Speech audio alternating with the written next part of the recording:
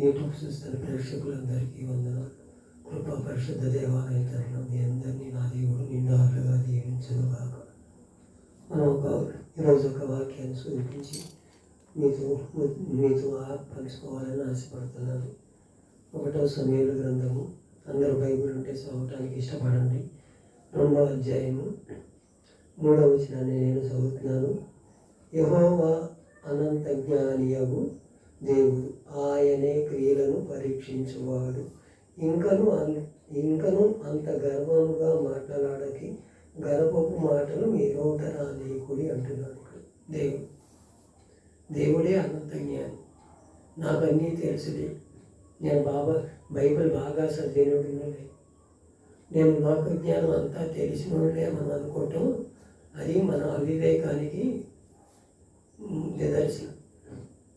మన ఆత్మలో దేవుని సన్నిధిలో మనం ఎలా ఉండాలంటే తగ్గింపు జీవితం.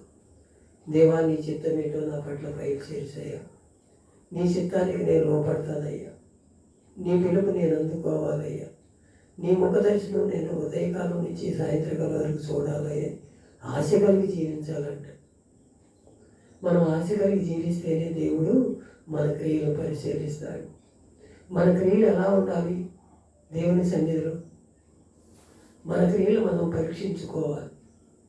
మన హృదయాలు మనమే పరీక్షించుకోవాలి. రాత్రికాల సమయం దేవుడు నీతో నాతో మాట్లాడుతున్న మాట, నీ క్రియలు నేను ఎరుగుదును, నువ్వు చల్లగానైనా ఉండు, ఎచ్చగానైనా నువ్వు దురచ్చగా ఉండక అని చెప్తున్నాడుగా దేవుడు. మనం ఏ స్థితిలో ఉంటున్నాం? మన నోట ఏ మాటలు వస్తున్నాయి? మనం ఎలా ఉన్నామో ఒకసారి మన హృదయాలు పరిశోధించుకున్నాం. గర్వపు మాటలు ఉన్నాయా? అహంకారపు మాటలు ఉన్నాయా? ఎలాంటి మాటలు ఉన్నాయి? ఒకసారి మనం పరిశీలించుకోవాలి. రాత్రికాల దేవుడు అహంకార మాటలు, దుష్టుల ఆలోచన చెప్పనడక, అపవాదికి చోటీక, నా సన్నిధిలో నిందారహితుడై నిల్చోమంటున్నాడుగా. మనం అలా నుంచోలేకపోతున్నాం. అన్నీ నాకు తెలిసినవి, ఇది ఎప్పుడు జరిగేదే, ఇది నేను చూసినదేనే, నేను చేసింది అనుకోకూడదని దేవుడు పరీక్షిస్తున్నాడు. ఏ పిలుపులో పిలుపు తగినట్టు ఆ పిలుపులో ఉండాలని కోరుకుంటున్నాడు నిన్ను నన్ను కూడా. అలాంటి స్థితిగతుల నుంచి మార్చబడాలి. ఆయన పిలుపును మనం అందుకోవాలి. ఆయన రాజ్యానికి మనం వారసులు అవ్వాలంటే, ఆయన ముఖ దర్శనం మనం చూడాలంటే, గర్వపు మాటలు మనం ఎలాంటి మాటలు మాట్లాడతామో తెలియని స్థితిలో ఉంటున్నామని దేవుడు హెచ్చరిస్తున్నాడు.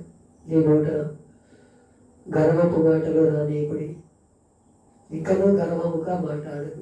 నాకేంటినే, నేను 100 సంవత్సరాలు తిన్నా సరిపోతుంది, నేను ఇంకా సంపాదించేసుకొని అది తీసుకున్నాను అనే గర్వపు మాటలు మనలో ఉంటాయి. దేవుడితో నాకు పని ఏంటిది? దేవుడు దీవిస్తే మనం కష్టపడితేనే దీవించబడ్డాం, మరి దేవుడు దీవిస్తే కష్టపడి సంపాదించామనే ఆలోచనలో ఉంటున్నాం మనం. అలాంటి స్థితిగతుల్లో నుంచి మారాలి. దేవా, నీ చిత్తం ఏంటో నైబడిచోవే, నువ్వు ఇచ్చిన కృపను బట్టి వందనాలయ్యా. నువ్వు లేదే నేను ఎక్కడ సంపాదించగలనయ్యా, నేను ఎక్కడ కూర్చోగలనయ్యా, ఇల్లు కట్టుకోగలనా, పిల్లలు వివాహం చేసుకోగలను, నువ్వు లేదే నేనేమీ చేయలేనని మనం దేవునికి ఎప్పుడు మనం అప్పచెప్పుకోవాలి. మన ప్రియులు పరీక్షించను. అలాగే కీర్తనల గ్రంథము 26వ అధ్యాయం 26వ కీర్తన 2వ వచనాన్ని నేను చదువుతున్నాను.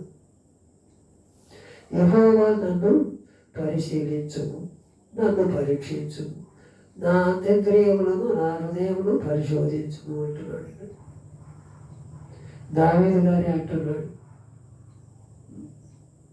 నన్ను పరిశీలించుము, నన్ను